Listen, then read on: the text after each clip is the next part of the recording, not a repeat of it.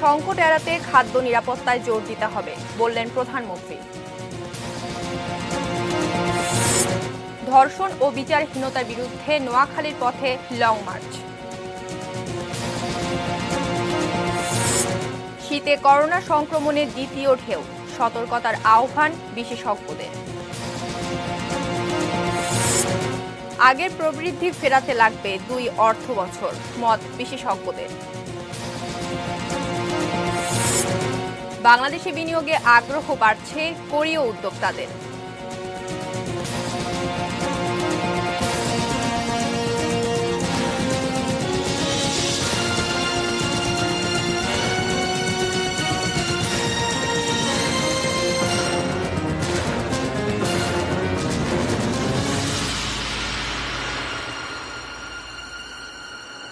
এটি নিউজ দেখছেন। 3টা নিউজ আওয়ারের সঙ্গে আছি আমি মিস্তাবিন মুনিয়া। শিরোনামগুলো শুনছিলেন। VSL angle channel HB VSL Bikrampur steel limited. এবারে বিস্তারিত। করোনা মহামারী সহ কোনো প্রাকৃতিক দুর্যোগে দেশে যেন সংকট তৈরি না হয় সেজন্য খাদ্য নিরাপত্তায় সবচেয়ে বেশি জোর দিচ্ছে সরকার। সকালে বিশ্ব খাদ্য দিবসের অনুষ্ঠানে এই কথা বলেছেন প্রধানমন্ত্রী শেখ হাসিনা। তিনি বলেন, শুধু খাদ্য নয়, সবার জন্য পুষ্টি নিশ্চিত করাও তার সরকারের লক্ষ্য। রিজওয়ান ফয়েজের রিপোর্ট। বিশ্ব খাদ্য দিবস উপলক্ষে রাজধানীর সোনারগাঁও হোটেলে আয়োজিত এই অনুষ্ঠানে প্রধানমন্ত্রী শেখ হাসিনা গণভবন থেকে যোগ দেন ভিডিও কনফারেন্সের মাধ্যমে। কৃষি মন্ত্রণালয় আয়োজিত বিশ্ব খাদ্য দিবস 2020। করোনা মহামারীর কারণে বিশ্বব্যাপী দুর্ভিক্ষের আশঙ্কায় কোনো জমি অনাবাদি না রাখার নির্দেশ দিয়েছিলেন প্রধানমন্ত্রী শেখ হাসিনা। কৃষি ও খাদ্য খাতে দিয়েছেন 5,000 কোটি টাকার প্রণোদনাও। এসবের ফলে দেশে খাদ্য সংকট দেখা দেয়নি বলে মন্তব্য করেন তিনি। যখনই করোনা ভাইরাসের প্রাদুর্ভাব দেখা গেছে তখনই আমরা সবথেকে গুরুত্ব দিয়েছি খাদ্য উৎপাদনে। আমরা নিশ্চিত করেছি যে আমাদের খাদ্য উৎপাদন বৃদ্ধি করতে হবে, খাদ্য নিশ্চয়তা থাকতে হবে। কারণ এই করোনা ভাইরাসের কারণে যখন সমগ্র বিশ্ব স্থবির, তখন একটা দুর্ভিক্ষের সম্ভাবনা দেখা দিতে পারে। কিন্তু বাংলাদেশে যেন তার প্রভাব না হয়, আর বাংলাদেশে যেন আমাদের দেশের মানুষ এ ব্যাপারে কোনো রকম কষ্ট ভোগ না করে, সেদিকে লক্ষ্য রেখেই আমরা বিভিন্ন প্রণোদনা দিয়ে যাচ্ছি। যে কোনো দুর্যোগের সময় খাদ্য নিরাপত্তা নিশ্চিত করা যে কতটা জরুরি, করোনার সময় তা ভালোভাবে বোঝা গেছে বলেও মনে করেন প্রধানমন্ত্রী। আমরা এই করোনার সাথে সাথে ঝড়, বন্যা সবই আমরা মোকাবেলা করে যাচ্ছি। কাজে এভাবে আমাদের বাঁচতে হবে প্রকৃতির সাথে, কিন্তু আমরা খাদ্য নিরাপত্তাটা যাতে নিশ্চিত থাকে, প্রতিটি মানুষের ঘরে যেন খাবার পৌঁছায়। হত দরিদ্র যারা, আমরা তাদের মাঝে বিনা পয়সায় খাবার দিয়ে যাচ্ছি এবং এটা আমরা অব্যাহত রাখবো সবসময়। প্রধানমন্ত্রী কৃষিতে গবেষণা ও উন্নত যন্ত্রপাতি ব্যবহারে গুরুত্ব দিয়েছেন, বলেছেন পুষ্টি নিশ্চিত করার কথাও। খাদ্যের সাথে সাথে পুষ্টি নিশ্চয়তা হয়, মানুষজন সুস্বাস্থ্যের অধিকারী হয়, সেটাই আমাদের লক্ষ্য।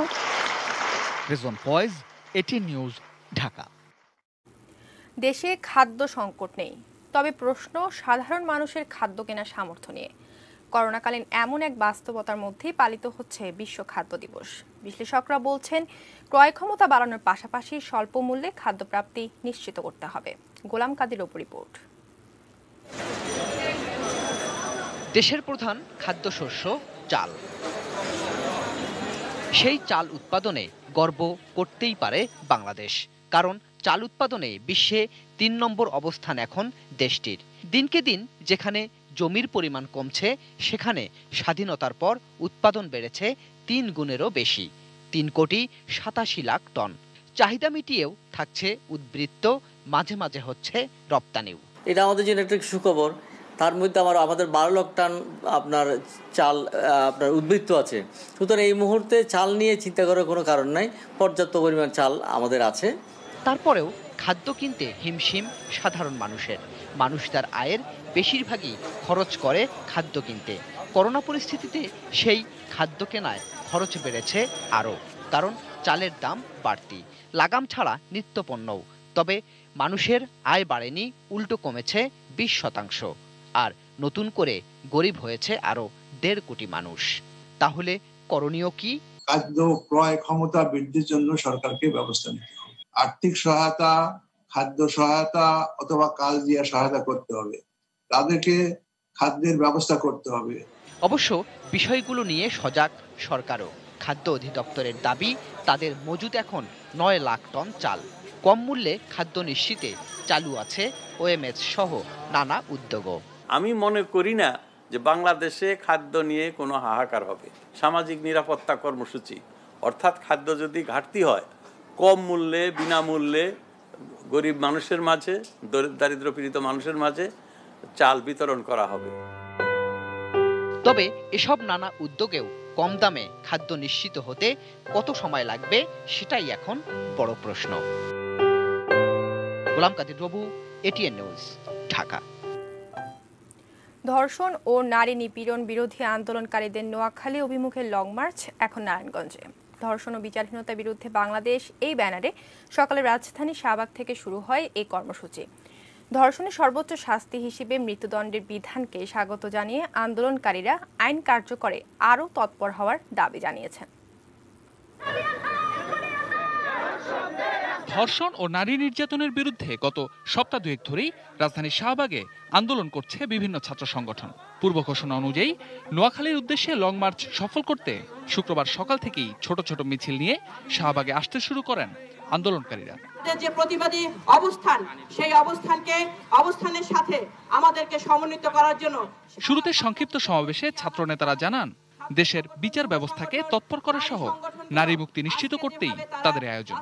এই বিক্ষোভ, এই আন্দোলন আজকে সারা দেশের মানুষের কণ্ঠস্বরে পরিণত হয়েছে। 9 দফা দাবিতে আপনার কোনো সরকারি কোনো পদক্ষেপ না নেন, তাহলে আমরা আগামী দিনে হরতাল সহ আরো কঠিন কর্মসূচি কিন্তু আমরা ঘোষণা করতে বাধ্য হব। নারীর প্রতি সহিংসতায় দায়ীদের শাস্তি নিশ্চিত করা সহ 9 দফা দাবি তো আছেই, এর সাথে পাহাড় ও সমতলে নারীর উপর সকল প্রকার যৌন ও সামাজিক নিপীড়ন বন্ধের দাবি ছিল পদযাত্রায় অংশগ্রহণকারীদের কণ্ঠে। আমাদের বিচার সূক্ষ্ম হলে আমরা মানবো, আনালে আমরা বাংলাদেশে কোনো মানবো না, আমরা লং মার্চ চলতেই থাকবে। ধর্ষণ ঠেকানোর জন্য, নির্মূল করার জন্য এই 9 দফাকে বাস্তবায়ন করা দরকার, যার কারণে আমরা এখানে ক্ষান্ত দেই। আমাদের শিক্ষা এবং সংস্কৃতিতে ব্যাপক পরিবর্তন ছাড়া এই ধর্ষণ বাংলাদেশে কমবে না। শাহবাগ থেকে পায়ে হেঁটে গুলিস্তান, সেখান থেকে নারায়ণগঞ্জ, কুমিল্লা হয়ে ফেনীতে রাত্রিযাপন, শনিবার নোয়াখালীর মাইজদিতে সমাবেশের মধ্য দিয়ে শেষ হবে লং মার্চ কর্মসূচি। শফিকুল হক, এটি নিউজ, ঢাকা। করোনা প্রসঙ্গ, বলা হচ্ছে শীতে করোনা ভাইরাসের প্রকোপ নতুন করে বাড়তে পারে। জোর আলোচনা সংক্রমণের সম্ভাব্য দ্বিতীয় ঢেউ নিয়েও, কিন্তু বাংলাদেশের সেই ঝুঁকি আসলে কতটা? বিস্তারিত মনিরুল ইসলাম মিন্টু রিপোর্টে। গত 7 মাসে দেশের করোনা পরিস্থিতি বিশ্লেষণে দেখা যায়, মার্চে করোনা শনাক্ত হওয়ার পর জুন থেকে আগস্ট এই 3 মাসে আক্রান্ত এবং মৃত্যুর হার সবচেয়ে বেশি ছিল। এরপর কমতে থাকলেও সে গতি বেশ ধীর। গত 1 মাসে গড়ে প্রতিদিন করোনা শনাক্ত হয়েছে 1.5 থেকে 2000-এর মতো, আর মৃত্যু 20 থেকে 35-এর মধ্যে। অবশ্য কমেছে করোনা পরীক্ষার হারও। আশ্বিন শেষ, শীত শুরু হতে দেরি নেই। এই মহামারী কালে উত্তরে হাওয়া বাংলাদেশে পৌঁছানোর আগেই করোনা ভাইরাস নিয়ে সতর্কবার্তা আসছে চারিদিক থেকে। ভাইরাসটা কোল্ড এনভায়রনমেন্টে এরা মাল্টিপ্লাই বেশি করবে, এটাই হলো প্রথম কারণ। আমাদেরও তো কিছুটা সময় বেশ ভালো ঠান্ডা পড়ে, অ্যাটলিস্ট মানে 2 সপ্তাহ মতন খুব ভালো ঠান্ডা পড়ে। তো ওটার জন্য আশঙ্কা করা যেতে পারে, মানে একটা প্রেডিকশন আছে যে ওই সময়টা বেড়ে যেতে পারে। বাংলাদেশে শীতের সময় শুকনো থাকে, মানুষের চলাচলটা বেশি হয় এবং সামাজিক মেলামেশাটা বেশি হয়, সেক্ষেত্রে মানুষ থেকে মানুষের সংক্রমণের আশঙ্কাটা বেশি হয়। শীতে এমনিতেই ঠান্ডাজনিত সমস্যা বাড়ে, এই সময় সক্রিয় হয় ভাইরাসও। শীতের কারণে ঘর এবং যানবাহনের জানালা দরজা বন্ধ থাকবে, ফলে একজন আক্রান্ত হলে তা দ্রুত ছড়াতে পারে। অন্যান্য সর্দি কাশি সাধারণত শীতকালে বাড়ে, অন্য ইনফ্লুয়েঞ্জা ভাইরাস এগুলো বেশি আসে। তাহলে হাঁচি কাশি বাড়া মানেই হলো সেই সঙ্গে আবার ড্রপলেটও বেড়ে যাওয়া, এবং হাঁচি কাশির সঙ্গে আমার যে স্থানীয় যে প্রতিরোধ ক্ষমতা থাকে গলা এবং এই যে নাকের ভিতরে মিউকোসা, তারপরে একটা লোকাল অ্যান্টিবডি থাকে ইমিউনোগ্লোবুলিনে, সেটাও কমে যায়, অনেক সময় সেটাও কম্প্রোমাইজ হয়ে যাবে। তাহলে আমার হোস্ট ফ্যাক্টরও কিন্তু একটা বড় ফ্যাক্টর। বিশ্ব স্বাস্থ্য সংস্থা আগেই হুঁশিয়ারি দিয়ে বলেছে, শীতে করোনা ভাইরাস আরও মারাত্মক রূপ নিতে পারে। এরই মধ্যে যুক্তরাজ্য, ফ্রান্স সহ ইউরোপের বেশ কয়েকটি দেশে করোনা সংক্রমণ বেড়েছে, তাই এটি বাংলাদেশের জন্য সতর্ক সংকেত। যেখান থেকেই হোক, প্রাইভেট পাবলিক যে কোনো সেক্টর থেকে খুব দ্রুত হাঁচি কাশির চিকিৎসা করা দরকার, যাতে, কারণ যত বেশি সিমটম থাকবে তত বেশি স্প্রেড করবো আমরা, তত বেশি ছড়াবো। মনিরুল ইসলাম মিন্টু, এটি নিউজ, ঢাকা। শীতে করোনা সতর্কতায় বিশেষজ্ঞ কমিটি কি ধরনের পরামর্শ দিয়েছে তা নিয়ে রিপোর্ট থাকছে আগামীকাল। দেখতে চোখ রাখুন এটি নিউজের পর্দায়। যাচ্ছি পরবর্তী খবরে। IMF এর আশা জাগানোর রিপোর্ট বলছে ঘুরে দাঁড়ানোর অর্থনীতি নিয়ে প্রবৃদ্ধিতে বিশ্বে 3 নম্বরে থাকবে বাংলাদেশ। করোনাকালে বিশ্ব অর্থনীতি যখন হিমশিম খাচ্ছে তখন আগের গতিতে প্রবৃদ্ধি ফেরাতে বাংলাদেশের লাগবে বড়জোর 2 অর্থবছর। এটি নিউজের নিউজ আওয়ার এক্সট্রায় এমনটাই দাবি অর্থনীতিবিদ ও বিশেষজ্ঞদের। করোনাকালে বিশ্ব অর্থনীতিতে যখন শুধুই হতাশা, তখন আন্তর্জাতিক মুদ্রা তহবিল IMF বলছে জিডিপির প্রবৃদ্ধিতে বাংলাদেশের অবস্থান দক্ষিণ এশিয়ার শীর্ষে। শত খারাপ খবরের মাঝে আশা জাগানিয়া এই রিপোর্ট নিয়েই নিউজ আওয়ার এক্সট্রার আয়োজন। গন্তব্য এখন বাংলাদেশ। আমাদের এখানে কেউ $1 বিলিয়ন ইনভেস্ট করেনি, তো আমাদের গ্রোথটা আমরা নিজেরা ফিনান্স করেছি। আমরা ফিনান্স করেছি, গ্রোথ পুঁজি হয়েছে, পুঁজিটা আবার রিইনভেস্ট করেছি, যার ফলে আমাদের গ্রোথটা একটু স্লো হয়েছে, কিন্তু আমাদের গ্রোথটা খুব রোবাস্ট, যার ফলে আমাদের এখানে যখন কোনো শক আসে সেই শকটা আমরা খুব ভালো অ্যাবজর্ভ করতে পারি। IMF তাদের রিপোর্টে বাংলাদেশের তুলনা করেছে ভারতীয় অর্থনীতির সাথে, তাই প্রতিবেশী দেশের গণমাধ্যমেও গুরুত্ব পেয়েছে এই বিষয়টি। অনুষ্ঠানে বাংলাদেশের এই অর্জনের প্রশংসায় পঞ্চমুখ ছিলেন বন্ধুরাষ্ট্র ভারতের গণমাধ্যম কর্মী। একটা অর্থনীতির ক্ষেত্রে 3টে জিনিস খুব ইম্পর্টেন্ট। একটা হচ্ছে পিস, যেটা খুব ইম্পর্টেন্ট, একটা প্রপার ট্যাক্সেশন সিস্টেম, এন্ড আরেকটা হচ্ছে অ্যাডমিনিস্ট্রেশন অফ জাস্টিস।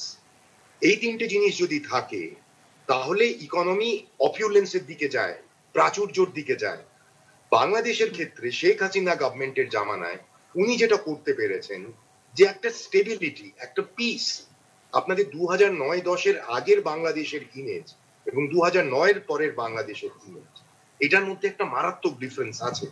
বিশেষজ্ঞদের দাবি করোনা আরো স্থায়ী হলে ভারতের অর্থনীতি যখন উল্টো দিকে ছুটবে তখনও এগিয়ে যাবে বাংলাদেশের অর্থনীতি। সবকিছু বন্ধ করেছে, লকডাউন শেষে যায়নি, বাজার ব্যবস্থাকে উন্মুক্ত রেখেছে, সক্রিয় রেখেছে, পণ্য চলাচলকে সক্রিয় রেখেছে। অর্থাৎ এই মানবিক লকডাউনের কারণেই অর্থনীতি একেবারে, আমি বলবো যে এই যে আমার দ্রুত উঠে দাঁড়ানোর বিষয়টা হলো অর্থনীতিকে সামগ্রিকভাবে গুরুত্বে রাখা হয়েছে। সরকারের শীর্ষ নেতৃত্ব অনেক ঝুঁকিপূর্ণ ভাবে একটা চ্যালেঞ্জিং সিদ্ধান্ত নিয়েছেন। ঝুঁকিপূর্ণ চ্যালেঞ্জিং একটা সিদ্ধান্ত নিয়ে আমরা বরঞ্চ ভালোভাবে বেরিয়ে আসতে পেরেছি। যদিও আমি এখনো বলবো না যে কোভিডের নিয়ন্ত্রণটি আমরা খুব ভালোভাবে করতে পারছি, কিন্তু বলবো যে আমরা চ্যালেঞ্জটি নিয়ে অন্তত অর্থনীতির ক্ষেত্রে ঘুরে দাঁড়ানোর একটা দিক পাচ্ছি। কিন্তু অর্থনীতির এই উত্থান পতনের খেলায় ছিটকে পড়ার শঙ্কাও রয়েছে সমান তালে। আর তাই অনুষ্ঠান সঞ্চালক মুন্নি সাহার প্রশ্ন, টিকে থাকতে যেখানে প্রয়োজন দূরদৃষ্টি আর সুষ্ঠু পরিকল্পনার, সেখানে বাংলাদেশের ভিত কতটা মজবুত? আমাদের এই বছর 21 মাসের প্রবৃদ্ধির প্রক্ষেপণ হচ্ছে অষ্টম পঞ্চবার্ষিক পরিকল্পনা 6.2%, আর গত বছর তার 5.24 জানেন। 20-21 হলো 6.2, আর 21-22 গিয়ে আমরা পুনরায় 8% উপরে চলে আসবো। Arafat Siddiqui, ATN news, Dhaka. ভোটের খবর। প্রচারণা শেষ, এখন ভোটের অপেক্ষা। আগামীকাল ঢাকা 5 আসনের উপনির্বাচন। নানা সমস্যায় জর্জরিত এখানকার বাসিন্দারা এবার আর ভুল করতে চান না, জনবান্ধব প্রতিনিধি বেছে নিতে চান তারা। এই কাজের রিপোর্ট, ছবি তুলেছেন ইসমাইল হোসেন। রাজধানীর সঙ্গে দেশের দক্ষিণ ও দক্ষিণ পূর্বাঞ্চলের গেটওয়ে যাত্রাবাড়ি। প্রশস্ত রাস্তা, উড়াল সড়ক থাকার পরও কোথায় যেন পিছিয়ে যায় চলার গতি। যানজট এখানকার নিত্য ব্যাপার। কেবল মূল সড়কেই নয়, আশপাশের সংযোগ সড়কেও একই দশা। রাস্তা কিংবা ফুটপাতে চলে দখলের রাজত্ব। কোথাও বা ভাঙাচোরা রাস্তায় নাকাল হন এলাকাবাসী। রাস্তাঘাট ওই সামনে কিছু ভাঙা আছে, ওইখানটা ঠিকঠাক করে দিলে হয়তো বা ক্লিয়ার হইতে পারে। ঢাকা জেলার যে এই যে ইয়েটা দেখতেছেন, সেটার মধ্যে আমাদের একটা টার্মিনালের ব্যাপারে আমরা দাবি দেওয়া জানাইছি। চৌরাস্তার কাছের এই সড়কে আধুনিকতার ছোঁয়া লাগলেও নাগরিক সুবিধার বঞ্চনা রয়েই গেছে। নোংরা পানিতে সয়লাব সারা বছর, আর তা ডিঙিয়ে গন্তব্যে ফিরতে হয় বাসিন্দাদের। বর্জ্য নিষ্কাশন ব্যবস্থার কোনো বালাই নেই এখানে। এই ভোগান্তি থেকে মুক্তি মিলবে কবে জানা নেই কারো। রিক্সা পরে যা, গাড়ি পরে যা, স্কুলের ছাত্রছাত্রীরা ঠ্যাংটুং ভাঙি যা, বাচ্চাকে নিয়ে স্কুলে যেতে পারি না, তারপরে বাইরে বের হতে পারি না। সমস্যা যেন পিছু ছাড়ছে না ডেমরা, শনিয়াখড়া, গেন্ডারিয়ার বাসিন্দাদের। ময়লার ডিপোর ব্যাপক সংকট যাত্রাবাড়িতে। জনসমাগমের জায়গায় যেখানে সেখানে আবর্জনা ফেলা হয়। দুর্গন্ধে টেকা দেয়। রাত বিরাত এখানে যে ময়লাগুলি স্তূপ এখানে দুর্গন্ধ ছড়ায়, প্লাস সাধারণ মানুষের জনগণের চলাফেরাও কষ্ট। আমাদের এলাকায় কোনো ডাস্টবিন নেই, এখানে যাত্রাবাড়ি ময়লা রাস্তার ভিতরে ফেলায়। এত সব সমস্যা যেখানে, সেই এলাকা ঢাকা 5 আসনের সংসদ সদস্য পদে উপনির্বাচন শনিবার। ক্ষমতাসীন দল আওয়ামী লীগ, বিএনপি, জাতীয় পার্টি, গণফ্রন্ট ও বাম ঘরানার দল বাসদ সহ 7 জন প্রার্থী হয়েছেন। এখানকার ভোটার সংখ্যা 7 লাখ। নারী পুরুষ ভোটার প্রায় সমানে সমান। নির্বাচনী প্রচারে প্রধান দুই দলের অভিযোগ পাল্টা অভিযোগ থাকলেও ভোটাররা প্রার্থী বাছাইয়ে সঠিক সিদ্ধান্ত নিতে চান। বিগত সময়ের যারা এমপি সাহেব ছিলেন তারা দলবাজ বিভিন্ন জিনিস ফুটমার্ট দখলদারিত্বের কারণে, যেটার মধ্যে হচ্ছে আনুগত্যতা এবং শৃঙ্খলা, এই দুইটার কোনোটাই ছিল না। 5 আসনের ভিতরে যে কটা উন্নয়ন কাজ আছে এটাই যাওয়া সে করুক। একে আজাদ, এটিএন নিউজ, ঢাকা। সময় হলো 22টি বিরতি নিয়ে, আর বিরতির পর যা থাকছে।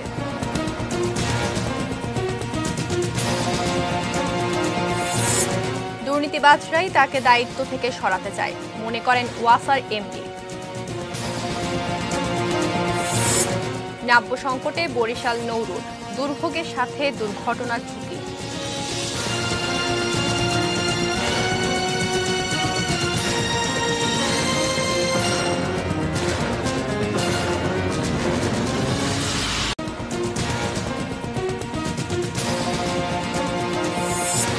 দুর্যোগের সংকট এড়াতে খাদ্য নিরাপত্তায় জোর দিতে হবে, বললেন প্রধানমন্ত্রী। ধর্ষণ ও বিচারহীনতার বিরুদ্ধে নোয়াখালীর পথে লং মার্চ। শীতে করোনা সংক্রমণের দ্বিতীয় ঢেউ, সতর্কতার আহ্বান বিশেষজ্ঞদের। আগের প্রবৃদ্ধি ফেরাতে লাগবে 2 অর্থবছর, মত বিশেষজ্ঞদের। বাংলাদেশে বিনিয়োগে আগ্রহ বাড়ছে কোরীয় উদ্যোক্তাদের।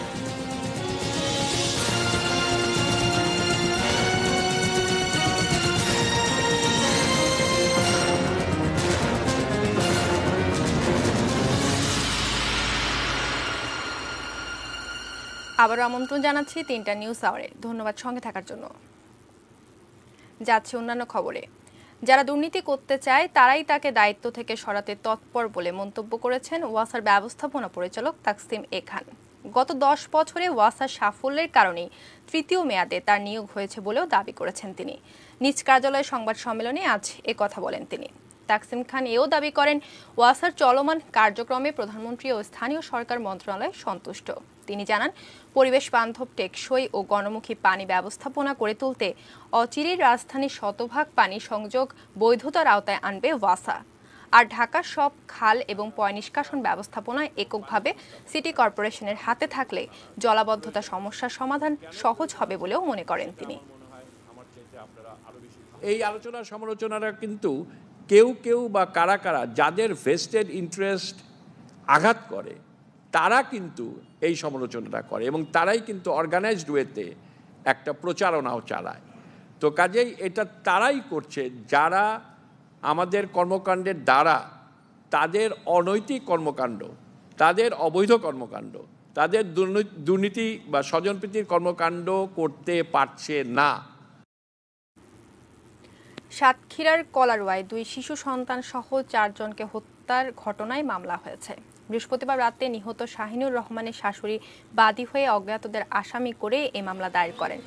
মামলাটি তদন্তের জন্য সাতক্ষীরা সিআইডিকে দায়িত্ব দেওয়া হয়েছে। এদিকে গতকাল বৃহস্পতিবার গভীর রাতে ময়নাতদন্ত শেষে নিহত শাহিনুর এর নানার বাড়ি কলারোয়ার রোজাবক্স গ্রামে 4 জনেরই দাফন সম্পন্ন হয়েছে।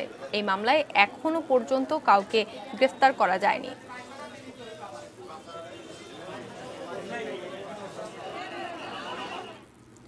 যশোরের মনিরামপুরের সন্ত্রাসীদের হামলায় 2 চাচাতো ভাই নিহত হয়েছেন। পুলিশ জানায়, বৃহস্পতিবার রাতে উপজেলার ঢাকুরিয়া ইউনিয়নের উত্তরপাড়া গ্রামে 3 রাস্তার মোড়ে কয়েকজন সন্ত্রাসী কেবল লাইন কর্মী বাদল ও আব্দুল আহাদকে ধারালো অস্ত্র দিয়ে আঘাত করে।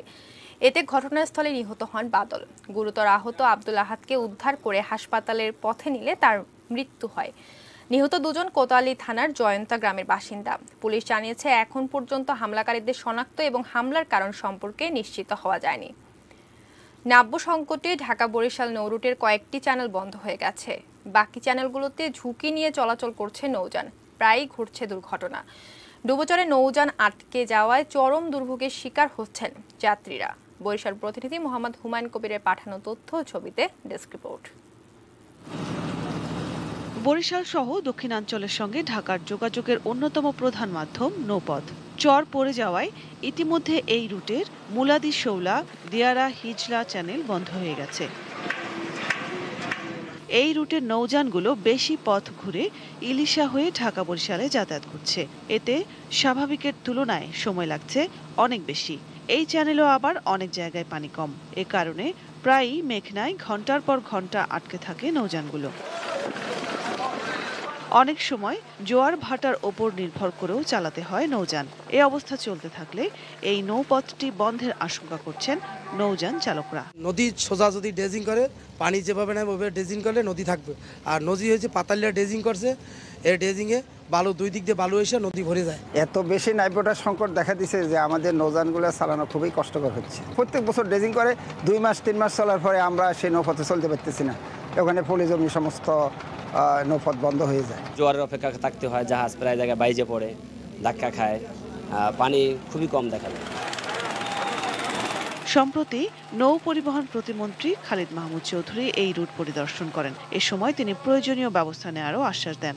আমরা চেষ্টা করছি যে নৌপথে যে মানুষগুলো যাতায়াত করে তাদের জন্য একটা সাশ্রয়ী এবং নিরাপদ নৌপথ অব্যাহত রাখা। মাননীয় প্রধানমন্ত্রীর যে ঘোষিত 10,000 কিলোমিটার নৌপথ, এটা আমরা বাংলাদেশে বাস্তবায়ন করব এবং এই লক্ষ্যে এখন 53টি নদী নতুনভাবে খনন করা হচ্ছে। আর যেই নৌপথগুলো আছে সেগুলোকে মেইনটেনেন্স ড্রেজিং করা হচ্ছে। Roksana Jerin, desk report, ATN news. Social Islami bank limited বাণিজ্য সংবাদ।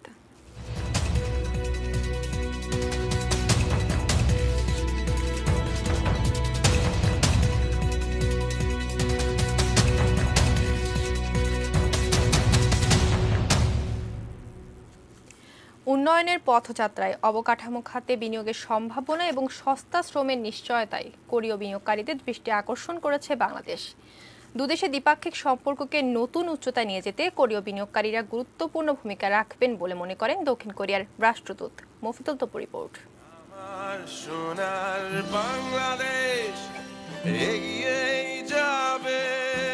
করোনা মহামারীর ধাক্কা সামলে অনেকটাই গতি ফিরে পেয়েছে বাংলাদেশের অর্থনীতি। একই সঙ্গে বাড়ছে বিদেশি দাতা ও সাহায্য সংস্থার ঋণের প্রবাহ। পাইপলাইনে রয়েছে দেশ জুড়ে নানা ধরনের অবকাঠামো উন্নয়ন প্রকল্প।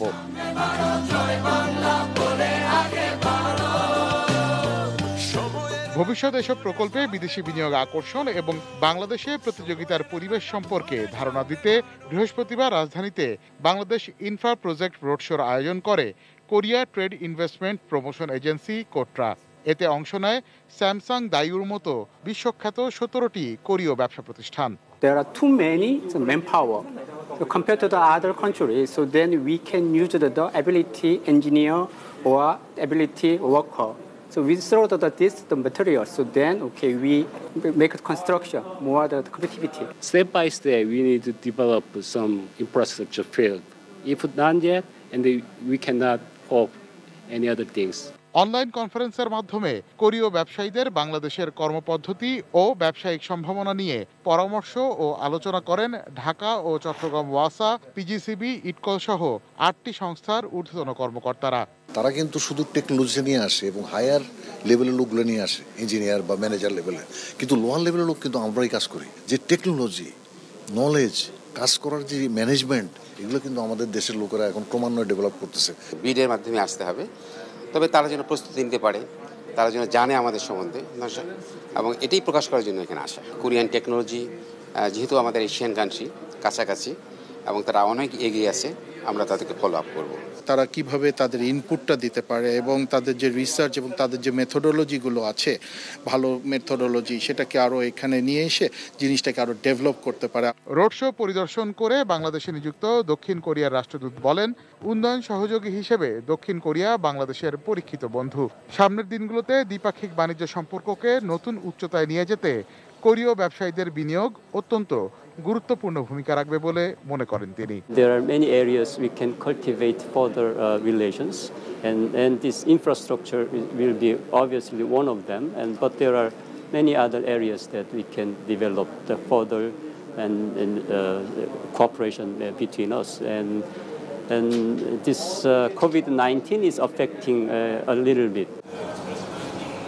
কোটরা আয়োজিত এই রোড শোর মিডিয়া পার্টনার হিসেবে দায়িত্ব পালন করে এটিএন নিউজ ও এটিএন বাংলা।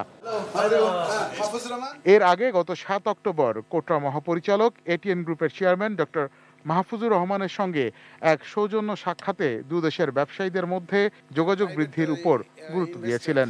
তারা বাংলাদেশে আসুক, আমাদের বাংলাদেশের অনেক স্কোপ আছে। Mofidul Topu, ATN news, Dhaka. মেটার প্রেজেন্ট কৃষি সংবাদ, সুজলা সুফলা।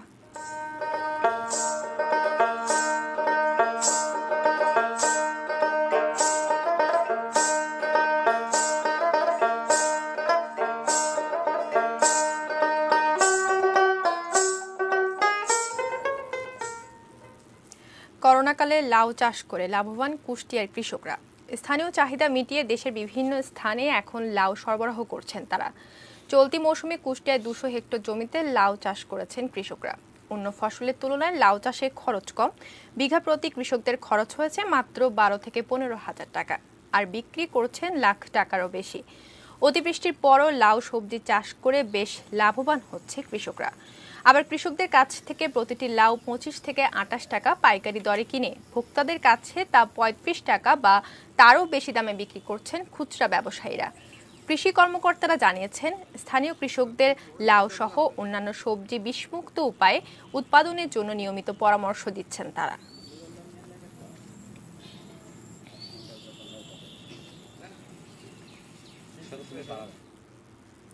আবারও নিচ্ছি বায়োদৃষ্টি বিরতি। বিরতির পর যা থাকছে।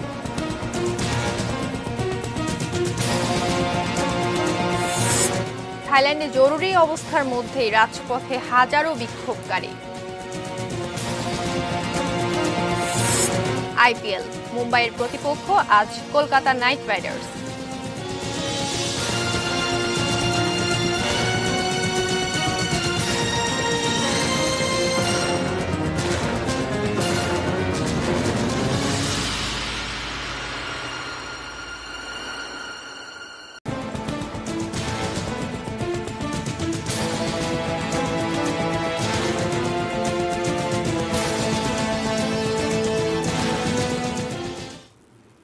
আবারও আমন্ত্রণ জানাচ্ছি 3টা নিউজ আওয়ারে। ধন্যবাদ সঙ্গে থাকার জন্য। জানাবো দেশের বাইরের খবর।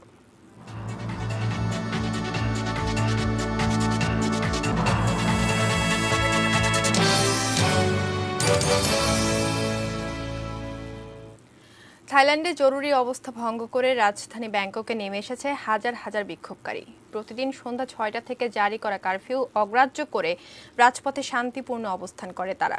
স্লোগানে মুখরিত হয়ে ওঠে রাজপথ। বৃহস্পতিবার পুলিশের হাতে আটক 20 নেতাকর্মীকে ছেড়ে দেওয়ার আহ্বান জানান আন্দোলনকারীরা। অনেকক্ষণ রাজপথে অবস্থানের পর তারা ফিরে যান। তবে আজ স্থানীয় সময় বিকেল 5টায় আবারও রাজপথে ফিরে আসার অঙ্গীকার করেন তারা। রাজার ক্ষমতা কমিয়ে আনা ও 2014 সালে ক্ষমতা দখল করা প্রধানমন্ত্রী প্রায়ুত চান-ওচার পদত্যাগের দাবিতে এই আন্দোলন শুরু করে ছাত্ররা। পরবর্তী সময়ে এটি জনতার আন্দোলনের রূপ নেয়। আন্দোলন ঠেকাতে বুধবার জরুরি অবস্থা জারি করে থাই সরকার।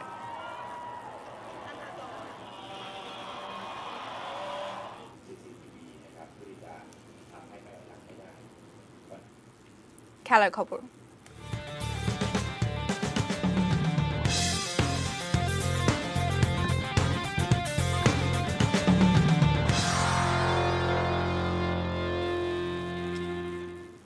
আইপিএলে আজ একমাত্র ম্যাচে মুখোমুখি হবে মুম্বাই ইন্ডিয়ান্স ও কলকাতা নাইট রাইডার্স। আবুধাবিতে ম্যাচ শুরু হবে রাত 8টায়। চলতি আসরে প্রথম দেখায় মুম্বাইয়ের বিপক্ষে 49 রানে হেরেছিল কলকাতা। দীনেশ কার্তিকের দলের জন্য আজ প্রতিশোধের ম্যাচ। তবে পরিসংখ্যান আর সাম্প্রতিক ফর্মের হিসেবে সেটা কঠিনই হবে কলকাতার জন্য। সব আসর মিলিয়ে দু দলের 26 সাক্ষাতে কলকাতা জিতেছে মাত্র 6 বার। বাকি 20 ম্যাচই মুম্বাই জয়ী। পয়েন্ট তালিকায় দ্বিতীয় মুম্বাই ধারাবাহিক থাকলেও অধিনায়ক রোহিত শর্মার ফর্মে না থাকাটা চিন্তার কারণ। অন্যদিকে এখন পর্যন্ত 4 ম্যাচ জিতে কলকাতা তালিকার চতুর্থ স্থানে। ওপেনার শুভমান গিল রানের মধ্যে থাকলেও অন্যরা ধারাবাহিক নন। বোলিং শক্তিশালী করতে আজকের ম্যাচে পেসার লোকি ফার্গুসন ও স্পিনার কুলদীপ যাদবকে দেখা যাবে।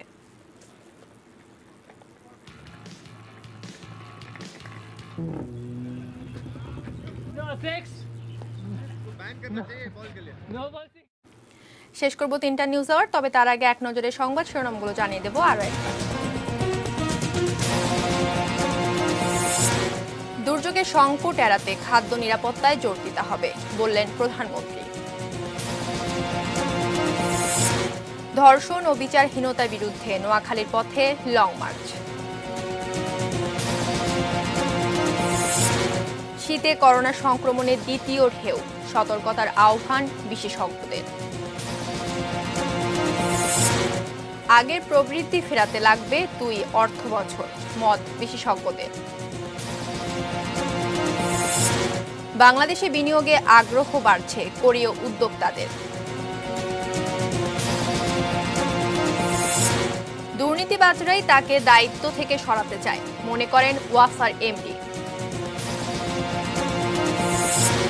নাব্য সংকটে বরিশাল নৌরুট, দুর্ভোগের সাথে দুর্ঘটনার ঝুঁকি। থাইল্যান্ডে জরুরি অবস্থার মধ্যেই রাজপথে হাজারো বিক্ষোভকারী। আইপিএল, মুম্বাইয়ের প্রতিপক্ষ আজ কলকাতা নাইট রাইডার্স।